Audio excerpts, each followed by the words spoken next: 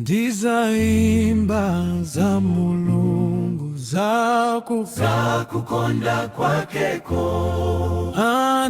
Anatuma mwana meke kundi fela inetu.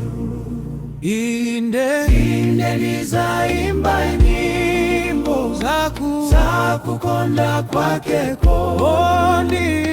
Ndizaimba ndi yakelo akukala mwambamo. Dia mikambuye wanga jikumulemekeza. Ndipitisa mbili yake yakukonda kwakeko.